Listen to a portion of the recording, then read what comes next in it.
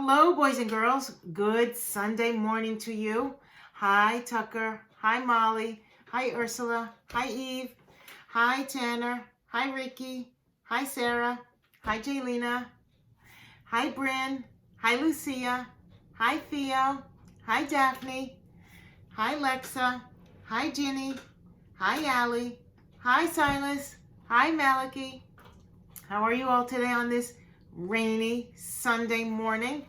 I'm so happy to see you all here today, and I have some songs and some things to do today related to the weather. What's the weather like today? Like today, like today. What's the weather like today? Today is rainy. Rainy, rainy, rainy, rainy. It is rainy in the sky. R-A-I-N-Y, rainy. It is rainy in the sky. It's raining out today, boys and girls, and as you can tell, looking at the scenery behind me, I'm not at my desk like I showed you yesterday where I do most of my schoolwork at home. I'm at my mom's house, and I have with me a book that I wanted to read to you, and I knew the weather was going to be kind of cloudy and rainy, and I thought maybe you would like to hear a book called Rain. So just by looking at this picture, boys and girls, you can tell that there's no talking animals, there's no magic, there's no imaginary creatures. These are pictures from a camera, real photographs, right? True facts. So that means this book is called, is it fiction or nonfiction? Right, nonfiction. So this is a book about real facts. Rain. So we don't have an illustrator because there's no pictures that are drawn. There's photographs. And this was written by Gail Saunders Smith.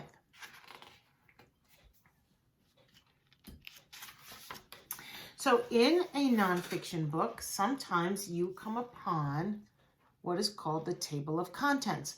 That is just a list of some of the topics or the things that you're going to read about and learn about in this book, and there are the page numbers. So this is a learn about the world book. Do you remember when we were just itty bitty kindergartners and that was one of our first bins? Nonfiction books. That's right. So let's start with, what is rain? That's right. Rain is precipitation. That's a big word. Precipitation is any kind of water that falls from the clouds. Snow is precipitation too. Snow falls when tiny raindrops turn into ice. Rain brings water to all living things. Rain fills rivers and lakes. Animals like frogs need to live near water. Most animals need to drink water every day. Rain goes into the ground. Grass and other plants use water in the ground. People dig wells into the ground to get water.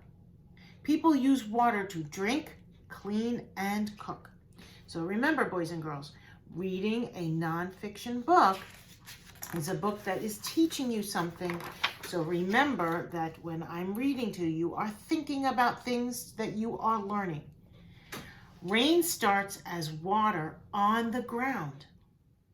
Water in oceans and lakes evaporate into the air. Do you remember what evaporate means?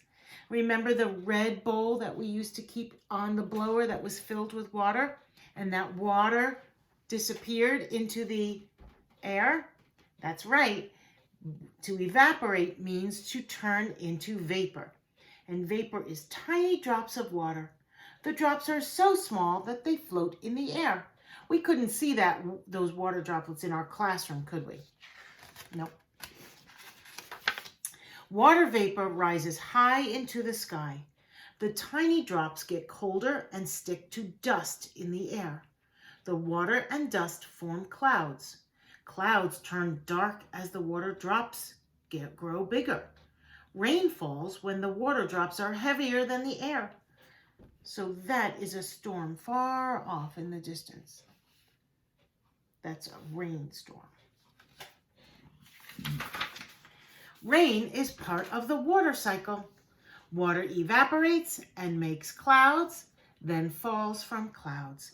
This happens again and again. Are you thinking of a song we can sing later on? I am too. Floods happen when too much rain falls. Floods drown plants and hurt buildings. Flash floods happen when a lot of rain falls quickly. Flash floods can move houses, cars, and trees because all that water just came at once and the ground didn't have a chance to soak it up. So this is the opposite of a flood. This is a drought. These are corn plants. Can you see that? Droughts happen when too little rain falls. Rivers and lakes dry up. The soil becomes hard. Plants and animals can die without water.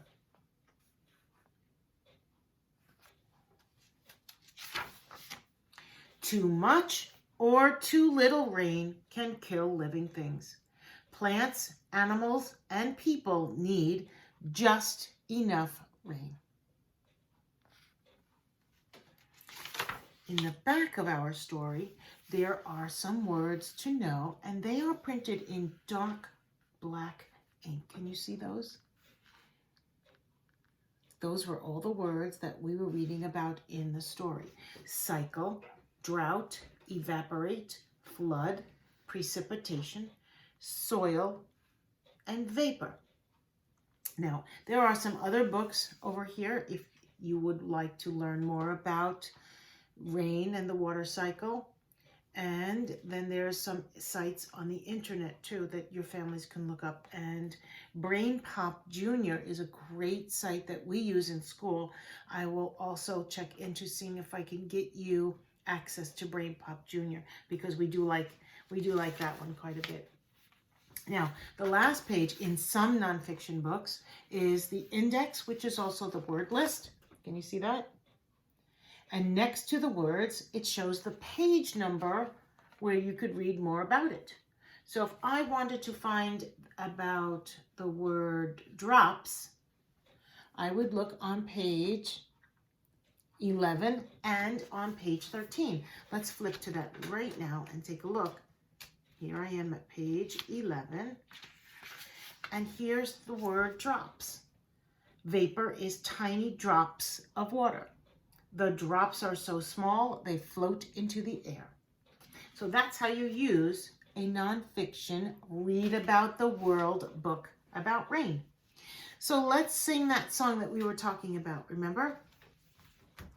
Water travels in a cycle, yes it does. Sing with me. Water travels in a cycle, yes it does. It goes up, evaporation, forms a cloud as condensation, then falls down, precipitation, yes it does. One more time. Water travels in a cycle, yes it does. Water travels in a cycle, yes it does. It goes up, evaporation, forms a cloud as condensation, then falls down, precipitation, yes it does. Yee-haw! Well, that's it for today, boys and girls. I hope you enjoyed my story, Rain.